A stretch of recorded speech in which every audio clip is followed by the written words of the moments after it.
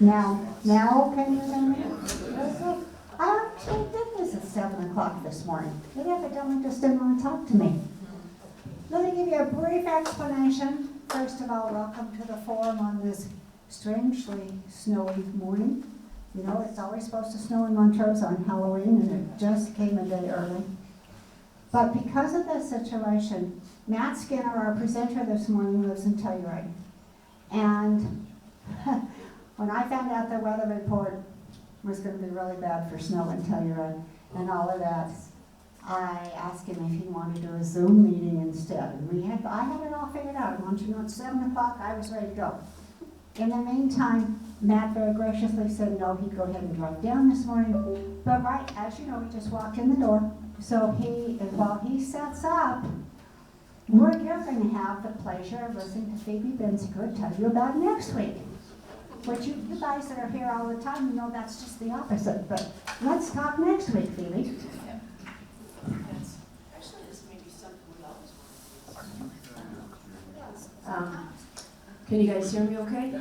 So next week, the forum is going to the movies. And I mean that figuratively, not just really, but we've got, I'm sorry, I just drew, the Hunter family has owned the Fox Theaters forever. And I had the joy of sitting down with her just by happenstance last spring, and we started talking about the theater and what she has, the history she has with that theater, she and her husband and her family, is just mind-boggling.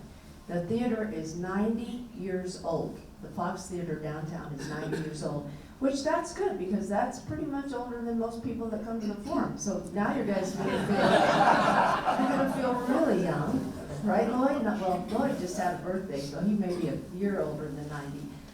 But she's got the history of the Fox Theater, its Egyptian architecture, movies that have been there, how they get their movies, stories that have happened. I want you guys to think about it. I want you to come with questions. I was running the fact that I was going to have the Fox Theater. I have an exercise class, and so this morning, as a way to wake them up, really, I said, you know, the Fox Theater, and I was giving them little tidbits that I'm not going to tell you because I'm not going to spoil it for next week. And one of the ladies in the class said, did you know the Penthouse Theater, and probably you'd know this, Julianne, would only show X-rated movies at the top? And I went, really? Seriously? She goes, oh yeah. And you know the drapes on the wall, if you were to look behind, it was just a bunch of naked women. And I went, seriously? Well, she never told me that, so we'll ask her. I mean, there's a lot of questions. Her talk will inspire you to think about some questions because just in the conversation we had, it's fascinating. And her family was in it, her husband's in it, now her daughter is running this. So, and I really had to cajole her into coming to this because she says, oh, they don't want to hear this. Well, trust me, you do want to hear her story because it's pretty darn fascinating. So, next week, we're going to the movies, and I really hope you come back. And let me just also say, and then I'll stop because I know, it's part of the downtown revitalization. You know, everything is really stepping up its game, and the Fox Theater stays right there, shows the movies, and I think it's really a cool part of downtown that we need to focus on. So, next week, we'll see you for that. Okay, another sidebar. Next week, I want you to think about it. 75 years ago, I tap danced on that stage in that theater. Already? I'm hoping I was about that tall. Anyway, so back to the subject. I am so pleased to be able to introduce in person Matt Skinner with Colorado Flights Alliance. Colorado Flights Alliance has existed for several years. Matt's been with them for 13. I have been involved with Colorado Flights Alliance and working with Matt now for 12 and a half years. And I want you to know it has changed quite a bit in that 12 and a half years. When I first came on city council, Montrose community wasn't terribly excited about this because they didn't know how it was ever going to help Montrose. It was just going to help Telluride. But we were able to start doing the summer program and have summer flights, and then it just built and built. And so as you know, some of you who use the airport and do the flying, you know what a benefit it is for us in Montrose. So Matt braved all of the snow to drive down this morning from Telluride. So please help me welcome Matt Skinner.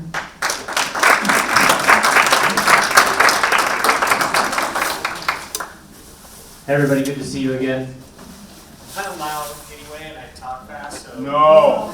Not without the mic? All right. Gotta go, Mike. Yeah. All right. And Matt, part of that because you are being videoed, and this will show on the City of Montrose YouTube site. Okay, that's what I forgot about that. That's So, fantastic. yeah. Well, good to see you all again. It's been a little while.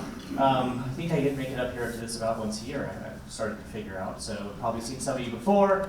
As Judy Ann said, we've actually been working together, on this for quite a while now, in her 2 shifts as on City Council, and super glad to have her back on our board. This organization, in some form or fashion, has been running for about 30 years, and then this organization, Colorado Flights itself, for 20. And so the early conversations around air started in the region kind of in the early to mid 90s, and then really, as she said, have had their moments and have really accelerated. Especially over the last 20 years and then again over the last 10.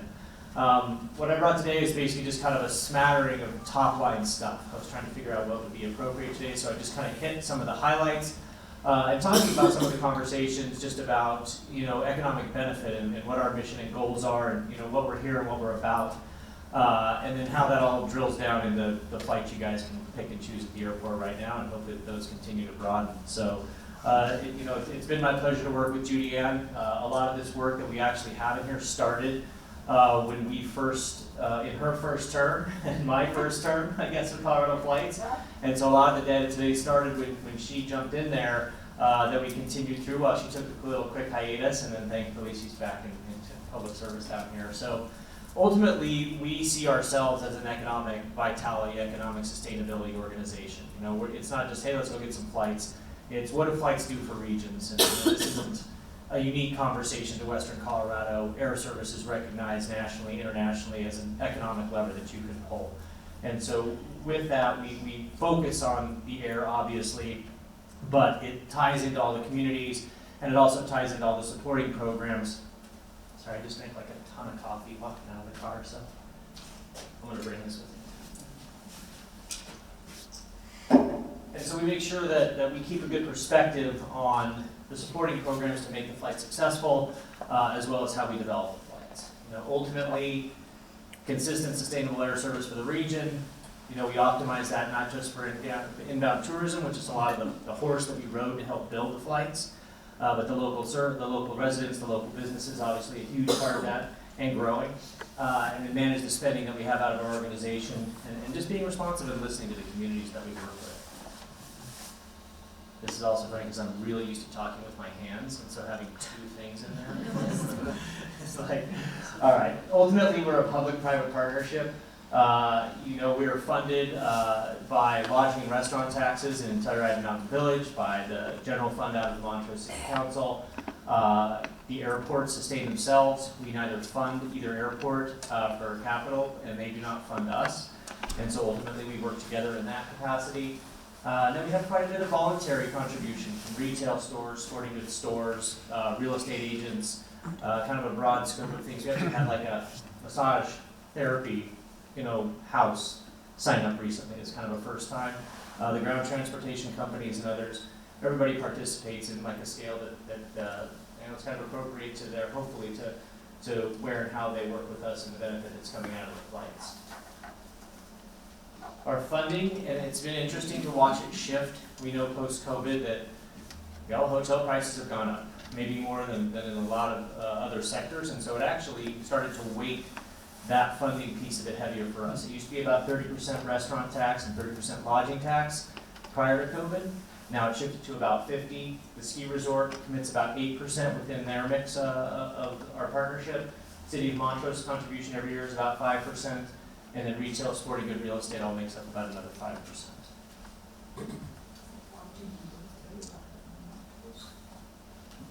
With that, we've had a pretty good run. I started to throw up 20 years, Judy, and I just put 10 up. Just keep it simple.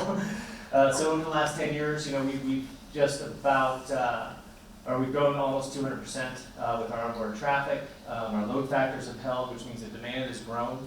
So as we strategically add seats, it's not just throwing them everywhere. We try certain things that are a little bit experimental, and then we have core hubs that we really focus on. And so with that, we're really pleased to see that we've watched that capacity come through. Obviously, there's some funkiness around COVID where we lost a ton of capacity, and then they threw the whole house at it, and then we kind of normalized in the last couple of years post that. With that, I just do this up because I like the optic. So here's us. Here's Aspen. They were doing pretty good before COVID. We were doing great. We kind of kept going. But that ramp is definitely unique to us. Steamboat got Southwest, so they went here and straight up. But beyond that, we're just really pleased with the way we've seen consistent growth over time. It really outpaced our competitors quite a bit. So of that percentage number, we're at the top of the stack with kind of that 2x factor. I do need to throw one side note into here, and I'll tell you now. You probably already know, but Delta's coming back to Grand Junction, so where they've been struggling along, they're going to get some of their capacity back. But we've led the pack for a good number of years. Percentages, can always be deceiving, so I can throw the number up there, but we've added about 330,000 seats over the last 10 years, which does lead our comp set both in the mountain resort industry and then also up and down to 550.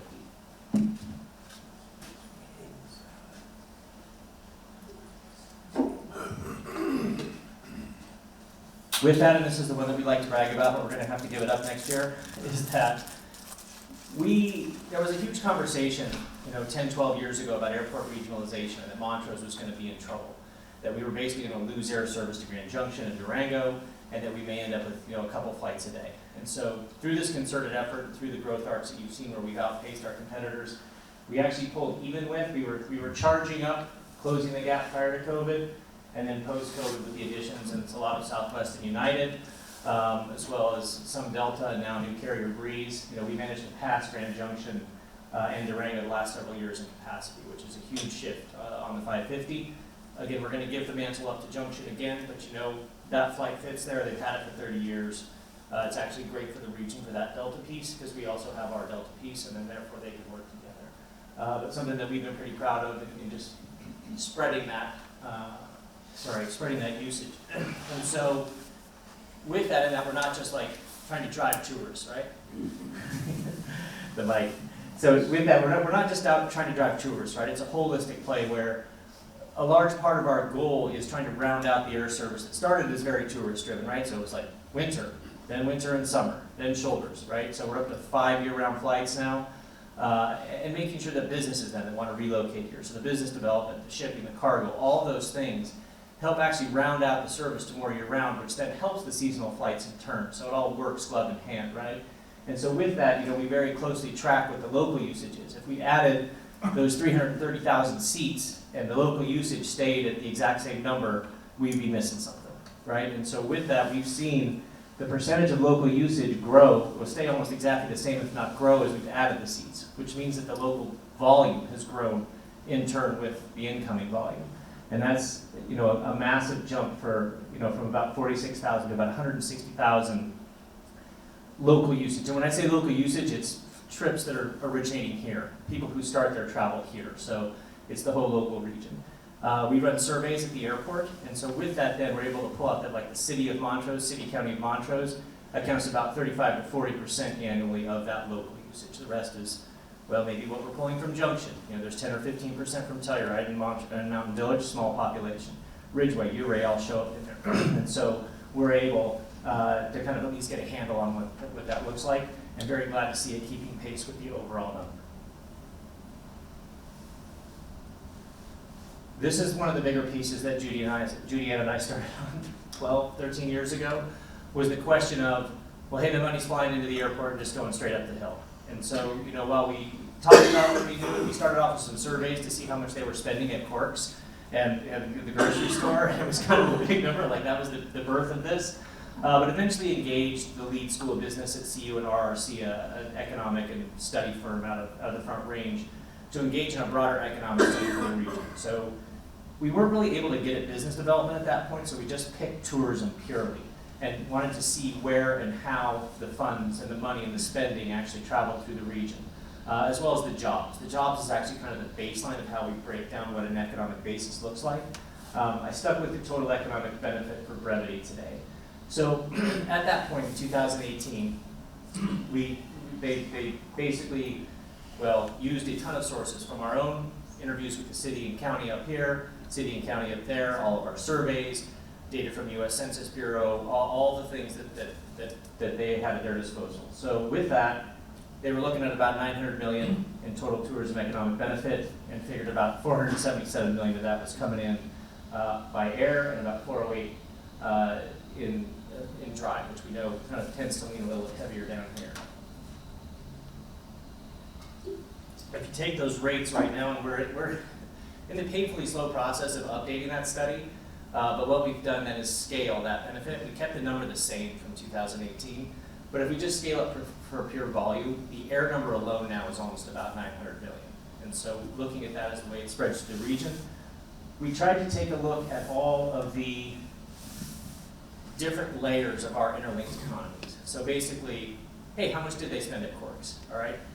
Then how many services are being used in Uray and Ridgeway and Montrose? How many employees are traveling up and down the highway?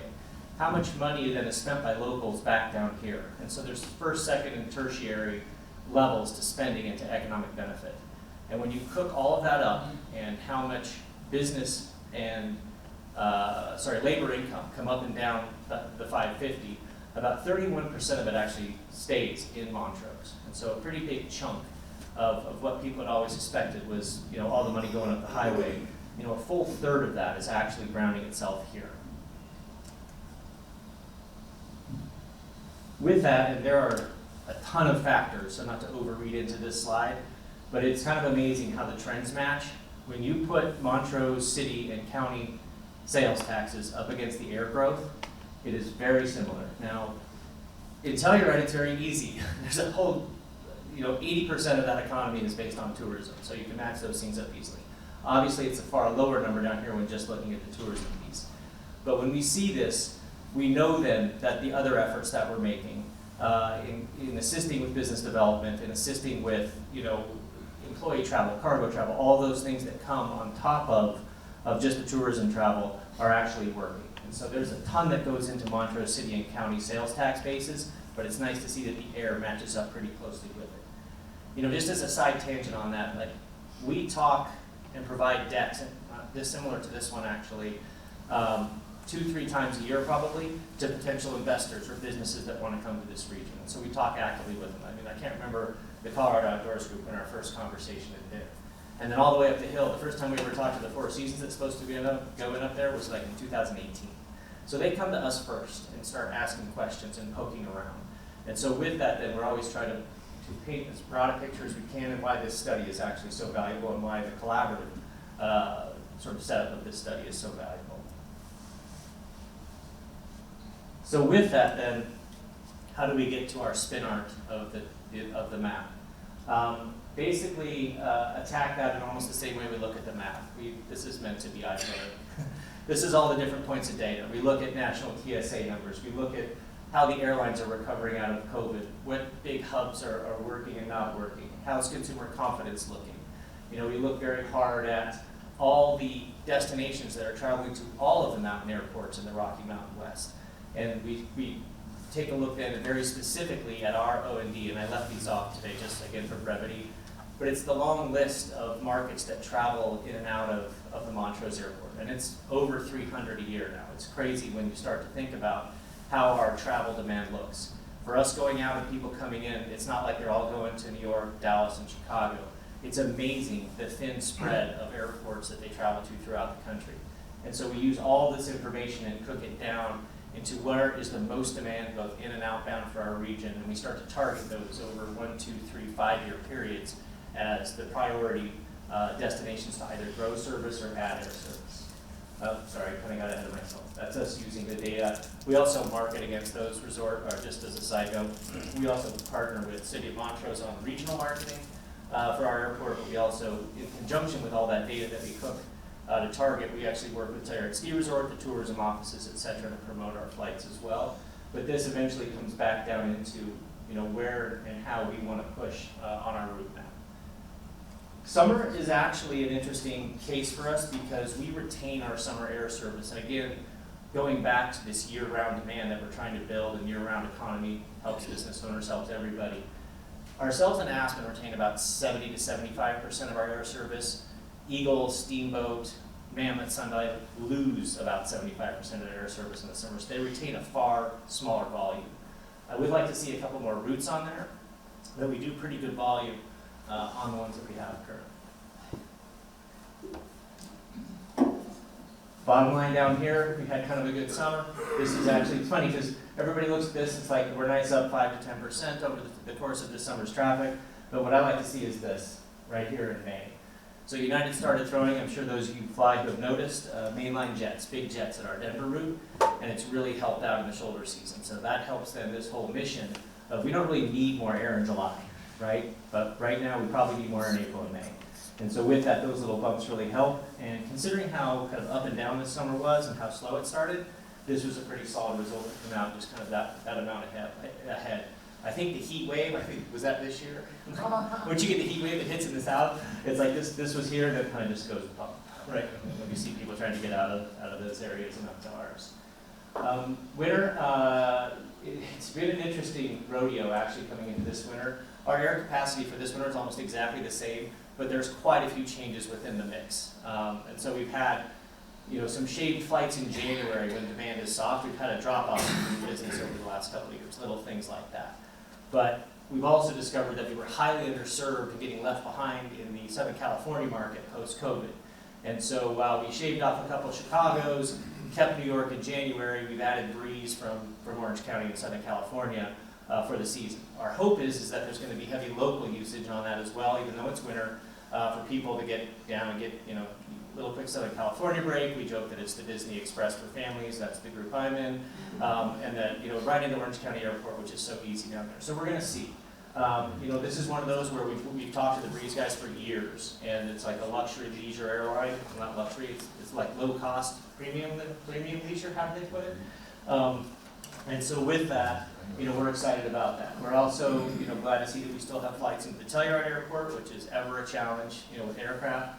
But that we gave more mainline jets on Dallas, those mainline jets on United. You know, Atlanta's still going daily. And so with that then, pretty similar looking route network, similar capacities, and with all the changes, pretty happy to be going into the season with that. And then as pacing goes, just as a quick side note again, pacing started very strong and then kind of flattened. And then what we've actually noticed here and across other markets is everybody is sitting on the election. Yeah. And so it's like people are not making, like the reservations, and it's the same flattening of that booking arc that we've seen from here through 2 other states and 3 other ski resorts and 2 other regional airports, where it really is very interesting to see. So we'll wait until next Thursday, about 2 days after the election, and hopefully we'll start to see, you know, things start to pick up again when all the dust settles. Ultimately, we have a fancy infographic that needs updating. Just as soon as we get the study finished up, not updating, but, you know, we've thrown the rough numbers on. You know, in our 20 years, it's, you know, about 5 million passenger trips, 2.5 million travelers, 1.7 million inbound guests, and that would be 800,000 outbound travelers. And our annual economic benefit we drive to the region of about 900 million through the flights. You know, the jobs is one of those things that we do hope to get out of there because that's where the rubber really does hit the road, and then we'll have that updated in the next study. But it's, you know, it's a couple thousand jobs down here, it's multiple thousand jobs up the valley, and really one of those things where it helps ground, you know, and continue that economic ball rolling as all translates. I think that was what I threw out today. So kind of top line hits on a few different things, and I'm glad to take questions on any of them.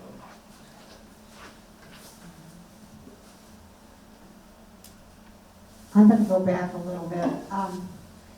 Again, 13 years ago, it wasn't this amazing relationship like we have now. And I remember saying to Matt, what does that do for us? And Matt said to me, well, if nothing else, every time I come to Montrose, I have to go buy diapers. And you know, it kind of brought a different perspective to me. That, yes, okay, from Telluride, people from Telluride at that point very strongly came to Montrose to buy almost everything. And then I went around to local businesses that I knew were already supporting CFA and said, why? Why do you do that? And Scott's Printing, if you know Scott Byers, he said, because more than 50% of my business is with Telluride. Put your business in Montrose, yeah, but he was doing business with people in Telluride. And so it really is a thing that we all have to work on this together. We all grow, we all work on this. I love the diaper memory is a good one. We still have to come down here now for shoes and things like that. There's literally nowhere to buy children's clothes or shoes up the hill. It's funny, one of the points from that I'd forgotten about and I haven't mentioned in a while, but the number of businesses that held dual business licenses in Telluride, Mountain Village, and Montrose, I think it was over 100 and maybe even closer to 2, but it was really eye-opening for us to see how much crossover there really was, and it grounds that for sure. Keep going on about diapers and shoes. So, questions? Oh, okay, Kathy, you get to me first. I was noticing on Facebook that CMU teams out of Grand Junction were flying out of Montrose. So when that happens, does the university contact you and make those big reservations, or do they go through the airline? Did you court them to get them? There's a lot of good questions in there. First of all, they do go straight to the airline to make those group bookings. The second thing is we do court them in a way. Basically, we only started after they did, I'll put it that way, marketing in the region. And so we saw Grand Junction's airport starting to show up in our social feeds and things, and we'd always played pretty polite. But with the new Southwest flights a couple, 3 years ago now, 5 years ago, and Breeze, et cetera, we have now put out regional marketing for awareness. We try to be very polite about it, like, hey, we have, the most comprehensive, air map, et cetera, things like that. And so we try to make sure that they're a broader region, and even all the way up to kind of Rifle Glenwood Springs, somewhat down to Durango, are aware of the air service that we have here. And then ultimately, we try to play nice and collaborative with the region. We believe that, as I mentioned with the Delta service, the raising tide raises all boats. It all does help. We're probably a little more proactively collaborative than the airport group and management up north. I think after COVID, and I understand the perspective. If you guys all recall, there was a short period during COVID where Delta had pulled out entirely, and United had stopped almost all flights, right? And basically what had happened is we kept a couple a day. Junction got none. They were flying Junction's flight through us. So basically the flight was coming from Dallas and hopping to Junction and back and then going back. So they didn't have any. So I think that may have left a mark, as well as the number of seats as we have caught them. And so I understand that there's a bit of a competitive mindset, but we do believe in broader collaboration. We've helped them on occasion with airline conversations, and ultimately I hope that we can have a broader conversation about that, but we surely do love when there's confirmation of their university teams flying out of our airport and our broad base of service. So what do I say to people when they ask me, but isn't it cheaper to fly out of Grand Junction? And I can give you guys the hard data, but it's actually not. And so we run into individual feedback all the time. If you fly out of Christmas, during Christmas out of here, it's going to be expensive, right? It's just the way of the world with a good portion of our tourism demand. But on the overall, we average right now, especially with Southwest having come in, and then United bumping up its capacity to compete with them, especially over the last year, we've seen super competitive rates where we're 10, 20, 30 bucks cheaper on average than Junction.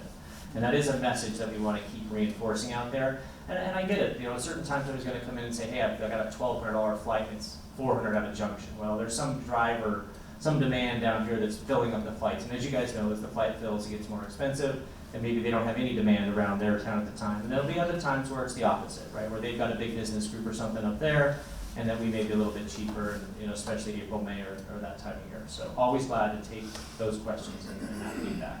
So when I say to my kids, always book your flights as early as you can, right? Is that make a difference? Because you just said it would be cheaper? Well, booking early is, yeah, another question. There's actually a little art to it. So the flights load about 11 months ahead of time, and that's the arc of the whole industry. Breeze and Southwest and those type of low-cost airlines load about 6 months.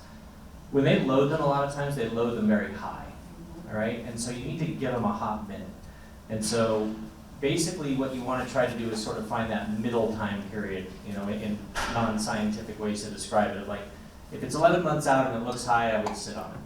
And then as you get into the 3 to 4 month zone, maybe it started to level out. 30 days is really the first cutoff where they'll ratchet the price once, 21 days, 14 days, and then 7 to 3 days. And so if you can get kind of outside that 30 days and not super early, then you should be kind of in the best wheelhouse, you know, 30 days to a couple months for those prices. Once you get in closer, the prices do start to step up, as you guys already know. I'm coming. Okay. I'm just curious how you interface with the airport here with all this great data you got. Are you part of the airport, or do you go and try to sell what you're seeing with your data to the airport, or how's that work? It's a great question, actually, in straight terms. So we partner with both airports. I don't know how to better describe it. So in a sense that, in brass tacks, the two airports have more or less tasked us with the air service development for those airports. You'll see some airports where they kind of do it themselves, but they don't always have funding arms that help it, and you actually can't. Like an airport can't guarantee flights itself, so there has to be some sort of separate organization. And so with that, we work in great partnership and collaboration with Lloyd and with Kenny and with the boards. I sit on their boards, and they actually sit on my board. And so we are fully, and then we have the city councils also blended back and forth as well. Actually, our city council's not down here, but obviously we have city council up on our board. And so that way we keep highly coordinated. And so we talk all the time. Hey, I've got a new airline, I've got this going on, you know, and Lloyd, having been involved in all these conversations at our board, understands the strategic development piece of it. And then we got to talk about desk space and, you know, baggage claim and, you know, J lines where to park the aircraft and things like that. And they take care of all of that. And so it really is a pretty seamless working relationship with both of them. Matt, last year, this group got to go out and tour the new facility after it opened. Yep. Tell me, has having the new facility at the airport improved the number of flights and the number of passengers? I would say yes. So yes and no. The new airport space doesn't just automatically mean new flights, right? We still develop the markets out of the demand that we have out of those markets. But we've been doing a dance for several years with the timing of flights and resources because we had more or less hourly caps on TSA and then the number of people we could put in the hold room in 1 room. And believe me, there are some tough days. And so once that cap was taken off, it certainly allowed us now not even to bat an eye at the United added capacity, to add breeze. You know, we've got room all in the check-in terminal, we've got room in the hold room, the bag claim can take a lot more folks now. And so it absolutely helped us well, and honestly, this is the funny thing, because we seem to be racing ahead of time always with the airport improvements. The one 10 years ago, we had hit, by the time they finished the construction, we were at the number that was targeted. And then this one, we're already chasing the number for the new airport, but there is room there. And so, you know, it's just one of those things where we've been very fortunate. It's a good problem to have. But there's plenty of room up there now, and it's fantastic. And I'll tell you, just the feedback in the region, right, is phenomenal. Like people in Junction, like, wow, your airport's nicer than our airport now. Which is like kind of one of those little side things. Are like, sweet, great job, county, and you know, and all the partners. And so, yeah, it's really improved that experience. That improves usage of the airport. And if you guys have flown it now, just the experience going upstairs. United will be up there this winter, by the way, and Lloyd can tell you all about that. But our main carrier will also be up on the jet bridges starting in December. Really, you know, just adds multiple options for us too with those airlines and those partners. You were really clear about where the money comes from. Let's look at the other side of it. How do you spend it? I've heard, you can debunk this, that you actually pay the airlines for seats. Is that true? No, this is funny and I appreciate that this comes around because I think about 20 years ago, one of my predecessors framed it that way, and we've never been able to like fully get away. So, no, we do not pay for seats. So, just like any business venture, there's a base operating cost to do anything. You know, ship cell phones up the road to Grand Junction or whatever the case. So there's a base cost to operate an aircraft, all the way from the fuel that goes into it to the pilots to the ground crew, etc. And so we talk to the airline about how much the base cost to operate one flight from here to Newark is. And then basically we make a deal about how much risk they're going to take and how much risk we will help them cover for a flight like that. And it's generally a percentage, right? Is the way we don't work off percentages, but it ends up as that number. And then every dollar of revenue that goes on that aircraft, from your ticket to a seat upgrade to the cargo that the cell phone company puts on there, to your extra checked bags, to the dog fee, goes towards that overall revenue number. So it's overall revenue and overall cost. And then we're here, the way we spend our money is we agree to cover a certain amount of that if we don't hit that number that it costs to operate that flight. Does that kind of break it down?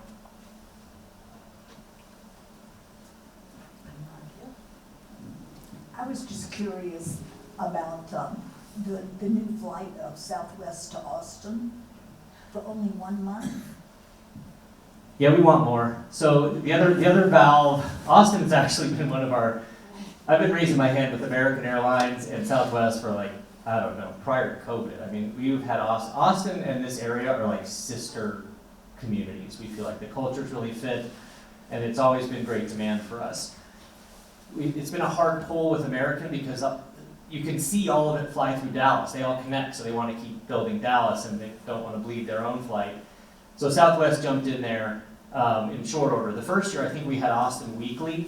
What Southwest, and this is very well documented in the media, unfortunately, they've had their challenges operating over the last couple of years, and the main piece of it right now is aircraft deliveries from Boeing. It's actually affecting a couple of our other carriers, but that's the only plane that Southwest uses. And so with that, then, they have really had to make some hard choices on where they put those aircraft. So we've seen this rotating schedule come in this winter where you'll see Denver 1 to 3 times a day instead of 2 or 3 times every day, right? And then Austin, which we were just happy to keep it. But yeah, just for the 4 Saturdays in March, and then we hope when they have better aircraft availability coming online again, we hope to see that push back up. But yeah, we love that flight and hope to grow it. So yes, as soon as I had grandchildren living in Austin, I started with Matt. I Come didn't on, know Matt. I know I was personally letting you down. I'll have to figure it Right now out. my kids are 16 and 18, so it's been a long time.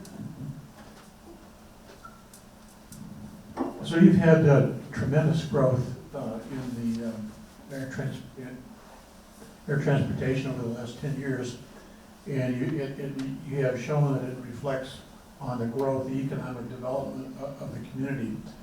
One of the things that is, I think, hurting the continued growth of the economy here is the lack of affordable housing, getting employees, actually service workers and things like that. The airline, Colorado Flights Alliance, you deal with that, or do you participate in discussions on that, make suggestions and so forth? It's a great question, and so not to date myself, but, and it's funny because like I actually grew up going to an Egyptian style theater in Boise. I think that just got mentioned here. I wonder if that was a theme through the West, but when I was young and ski bumming around and going to mountain destinations, there were housing shortages then. And so like every 10 years you see this cycle. And so I always want to point that out because in the post-COVID world, and especially with a lot of people who've moved out to the mountains, there doesn't seem to be some historical knowledge that this is a very cyclical thing. COVID, on the other hand, hyper-accelerated the arc, right? And so we saw like a 10-year arc compressed into 2, which created this super acute housing shortage in a very short period. Long story, coming around to answer your question, is that conversation is always on the radar, up the hill more especially, and I think now that it's really started to ground itself in larger communities and larger urban communities, and so it's great to see the broader focus. In a nutshell, we're not directly involved with the housing, housing mitigation, housing development, et cetera. But the funding for those programs actually comes into very similar pots of money as our own. So we're generally involved in those conversations as an economic development organization. Ourselves, the tourism offices, the downtown development corporations, and those types of things, we're all at the table discussing this and how it needs to be holistically taken care of. And that's the thing, is you get one part of the horse out ahead of the other, you run into problems. In the entire, I guess you could call it the supply chain, or the whole, sort of holistic collaboration of all these pieces. And so hopefully what we're seeing now, and so over the last couple of years, as a specific example, we get lodging tax. They actually passed the special lodging tax in Telluride and Mountain Village, or specifically in Telluride, to help fund housing. Right now, there's some of that that's actually going to go to another transit piece, but also have a housing piece rolled into it. And so what's happened then is a lot of the conversations around these buckets of funding in each of these municipalities have all started to carve out a piece for housing specifically, instead of just hitting it ad hoc as they go. I hope that helps kind of a broad one, but it's always front of mind.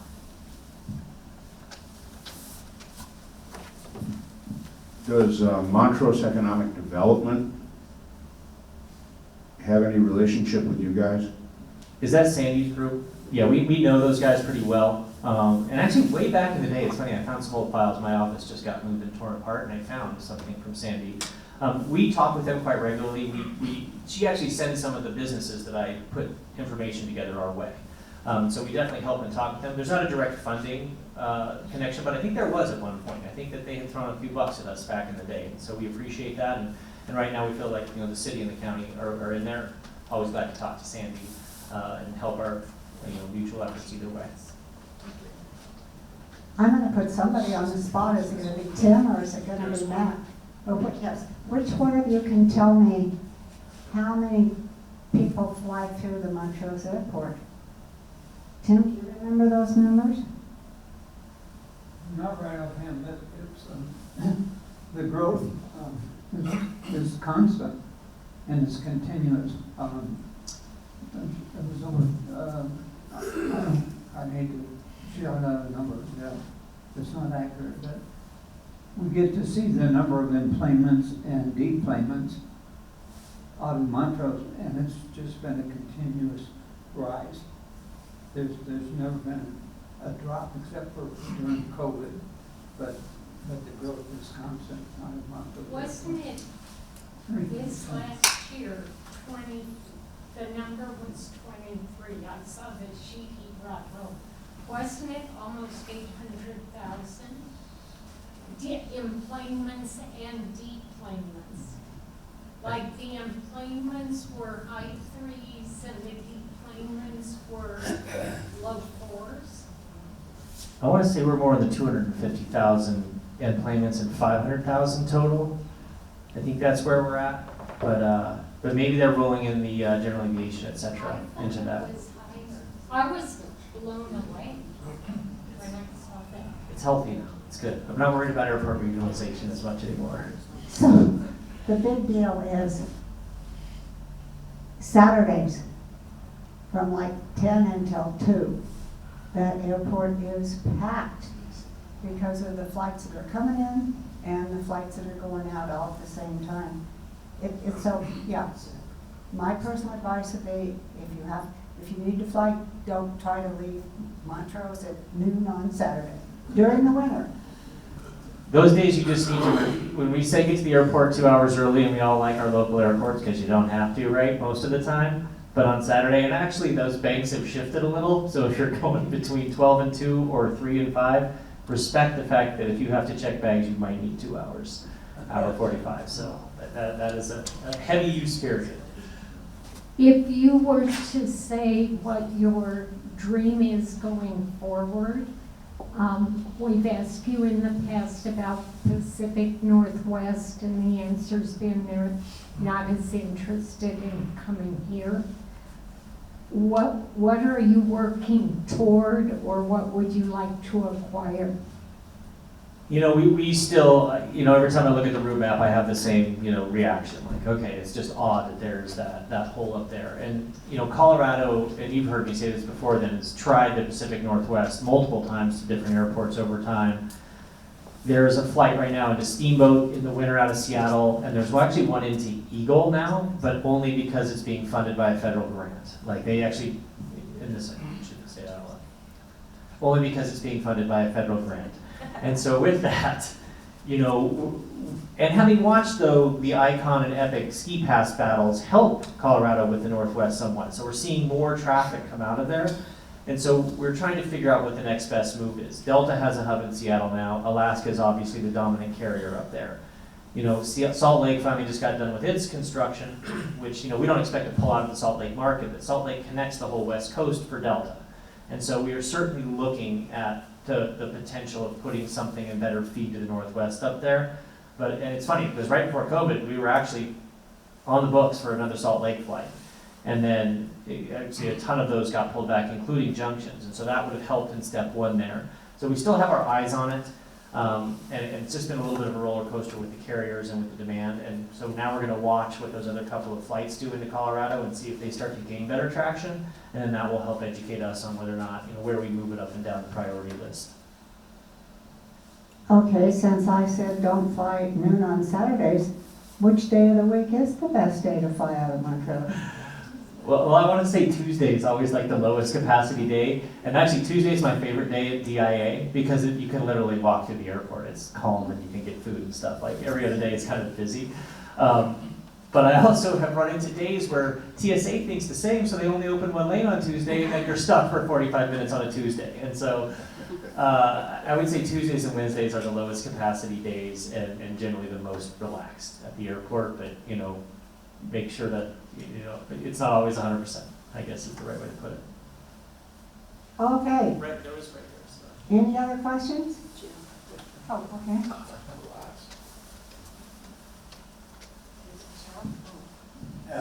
My question is, we gave up the early flight out of Montrose, which is probably the only reason I have to sometimes go to Grand Junction. Is there any plans to get back to early, because it does change your connections, or is it just who works, or how is the TSA does? Or? That flight is still there as far as I know. There's a 7 a.m. out of here every day. 7:36 or 15, yeah. Yeah.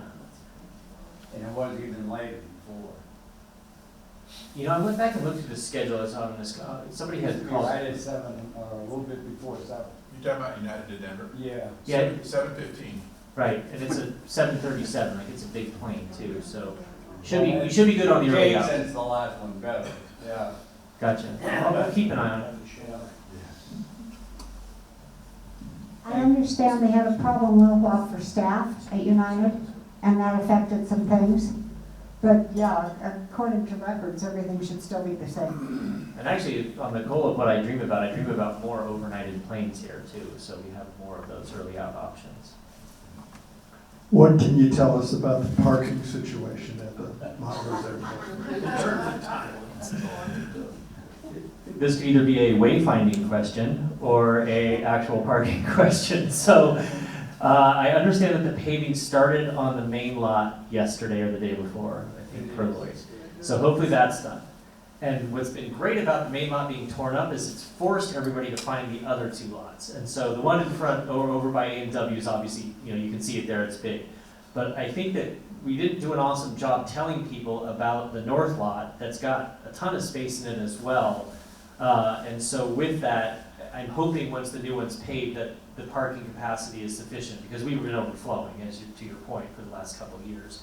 Yeah, Lloyd and the gang have done a great job, you know, adding those two other lots. And ultimately, if it gets bigger, I think that the lot that they just paved had some approval at one point to go vertical and actually put a parking garage on it. And so there's definitely vision for the future as the number grows. And they've recognized, I mean, it's a revenue opportunity for them as well, right? And so now, you know, they need to maximize that both for service and to keep their airport functioning in the black as well. Yeah, that was a process of more than just paving it, repaving it.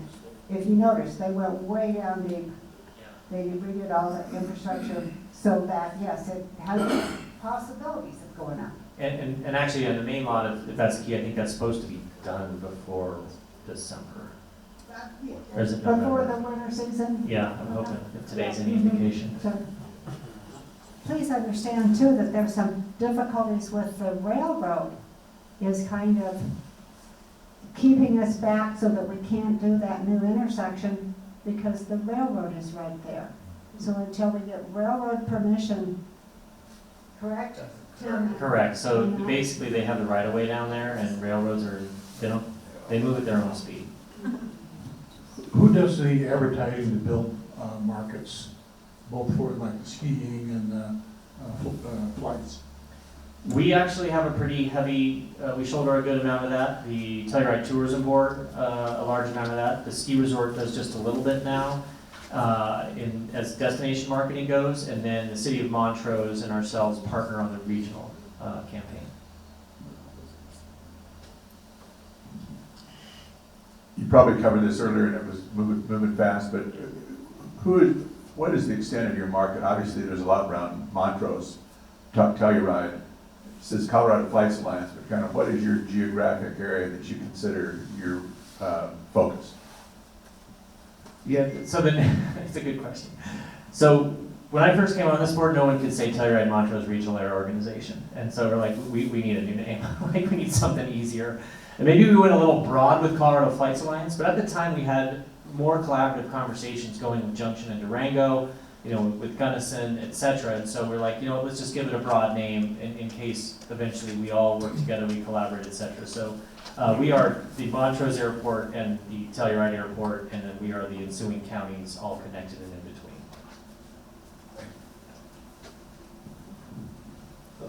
What plans do you have for Phoenix, like year-round flights or anything like that?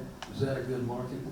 Yeah, and we know that it's funny because we've always actually struggled to fill that plane has been our challenge, even though we all want the flight. So we have dailies flying into Telluride right now on a small jet, a 30-seater runs in winter and summer up there.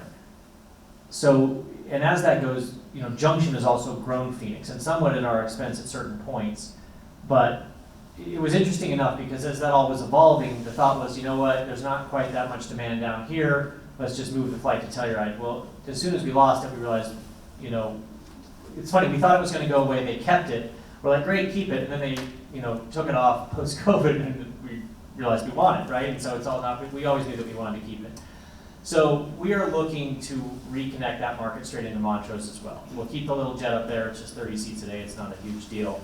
And so it is definitely at the top of the priority list. American has shrunk that hub a little bit, and so it's a little bit tougher, plus we just didn't run great loads. But Southwest is a huge player in Phoenix, and so we're hoping once their aircraft flow comes back along that we can engage with them on that conversation. Not forgetting we're on YouTube, but. Okay, one last question. Wow. Okay, Tommy. Gunnison, it appeared that they were really feeding into the Montrose Airport. It looks like this year they're kind of trying to reestablish themselves. What about Gunnison? Well, there's no more effective way to cut off flow to an airport than to close the road in between